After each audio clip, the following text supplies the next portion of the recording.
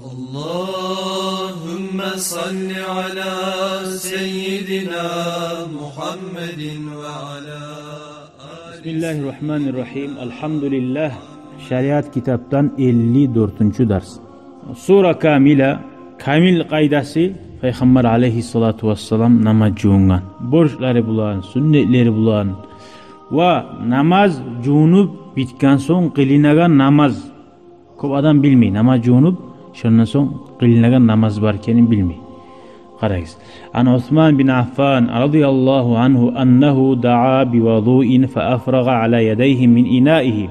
Osman As-Sabah aleyhisselam çakırdı, namaz cuma su keltirigiz dep, şu su bulan kollarına togup üç kere juda bayta, şu savuttan. Soň ağzına su alıp ve tanağına su alıp qaytarap şu sularını çıkardı. Soň ne etti? Gasala vejhahu salasan ve yadayhi ila mirfaqayni salasan. Kolların betin judu üç kere, soň kolların judu üç kere. Summa gasala yadahul yumna salasan, bir başta on kolun üç kere, son sol kolun üç kere. Summa masaha bi ra'sihi, summa gasala kulla riclin salasan. Son başına üç kere masa etti ve ayaklarına juup şöyle üç kere judu debayta, üçer kere. Başka rivayatta on ayağın judu üç kere, son sol ayağın judu üç kere ne bile aytgany da bar.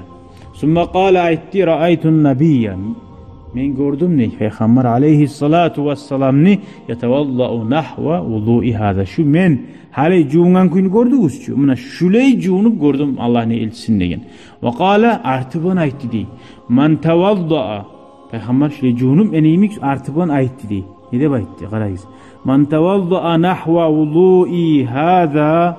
Kim eneyimik şuley cuğunsa da aytti dey. Summa salla rak'atayn la yuhaddithu fihima nafsah. İki rekat taza Allah için vasvaslar kop dünyanın dağlarına girmeyi taza Allah'a bağıp kılıp olsa gafarallahu lehu ma taqaddama min zambi. Allahu Teala geçken günahların barınna geçer de baytdi. Dünyana ulaşmayı gılma iki rekatını bek kıyınzat. Allahu Teala ozu saylap koygan adamlar tuğlese tavfik bergen kim Musa'da bulan zattı.